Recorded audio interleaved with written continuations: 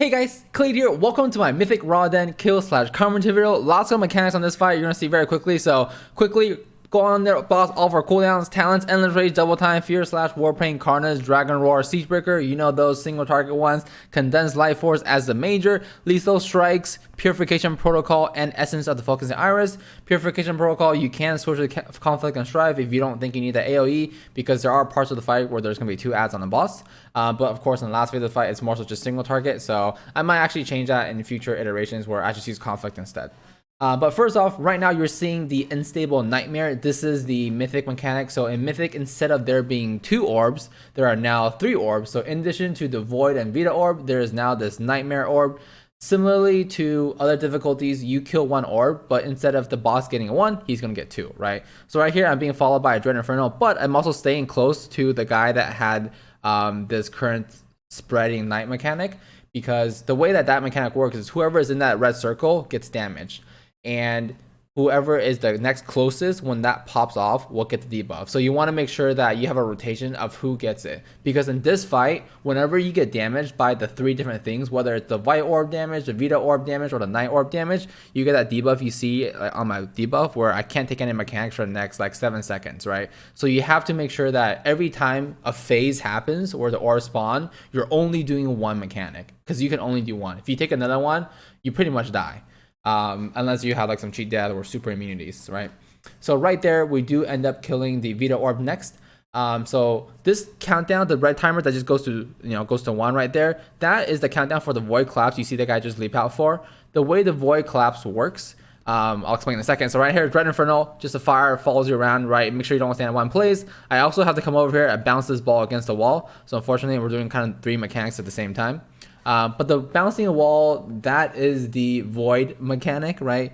Basically, this similar to other difficulties, the ball is going to spawn on the floor. You just bounce the ball. It always bounces in the direction that you're facing. So the way that we do it is you just bounce it against the wall. The next person is super easy because it's going to bounce right back up the wall to the same place, right?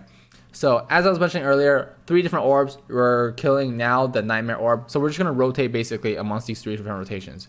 Dread Inferno happens to us again, unfortunately, and then my little thing from beyond comes over and slaps me. But to get back to this countdown, this red countdown 3 to the Void Collapse, if you're not in melee, it doesn't pick you. So that's why, as a warrior, since we don't have an immunity, you have to go and do that, right? So right here, as the one, make sure I'm far away, come back in, make sure I get back in time to do that or bounce mechanic. So there's a lot of movement on this fight for warriors. Unfortunately, since we don't have that immunity, we are the worst target to get the Void Collapse, because if you have immunities, you can just take the Void Collapse by yourself, not worry about anything else. But as a warrior, if you do get it, you basically have to share it. Now, if you have 2 rogues both fainting with you, you will live through it. Or if you're in the range group, that works too. So right there, we've gone through all 3 phases. Now we just do another 4th phase, but the 4th phase is the same as the 1st phase. You'll see the orbs that we hit the boss are the same, right? We're now gonna do another nightmare thing over again, but that's basically it. So as far as for melee, you're gonna be in charge of either doing the nightmare or doing the void, and then range are generally the ones that are going to be doing the vita. You don't do vita as melee. It doesn't make sense, right? So right here we do have this Wicker set up where I'm next, so I'm the last in the order generally. So come back here, make sure to hit anybody, charge back in, right?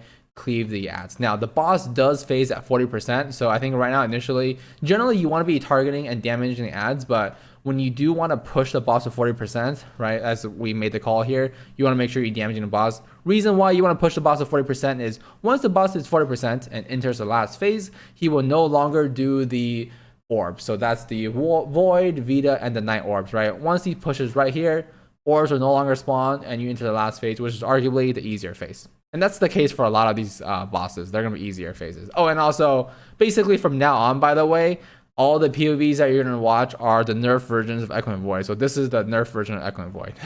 So we're not going to pop off anymore, unfortunately. So right here, all he does in the last phase is this little chain lightning thing, and then the puddle on the ground that you just can't step in. And then there's a 3rd thing. I think I'll get it, so I'll get to it in a second when I get to there. So there's this Void Russian, right? Just make sure, if you need to leap out, you leap out, great. No problem there. And then Charge Bonds is happening somewhere else. So right here, we're going to get this thing called Corrupted Essence, right? You can see on my debuff bar, I have 9 more seconds of it left. Basically, what this means is if you hit max HP while you have this debuff, you die.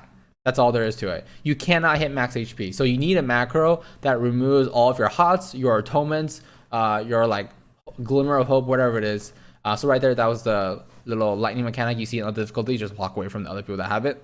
But yeah, you cannot hit max HP. So if you're like 90% HP and you're about to hit a Bloodthirst, well, guess what? Don't hit the Bloodthirst because you're going to kill yourself. If an ad's about to die with their Critical heal and that weapon heals you, I've died to that before. So very, very be careful. It's actually very easy, especially as a fear word, to like accidentally heal yourself. So if you're high in HP, you actually just can't use Bloodthirst. But that's basically it. There's a lot of mechanics happening in a very, very short frame of time. There's multiple times in a fight where you have to deal with maybe 2 to 3 mechanics at the same time. So just pay attention to that. Unfortunately, as a warrior, you're going to have to walk out a lot. But it's a pretty good fight. Once you get to him to 40%, it only takes like 1 to 2 additional pulls to get the boss kill. But as always, thanks for checking out the video, guys. Feel free to subscribe to see more. See ya.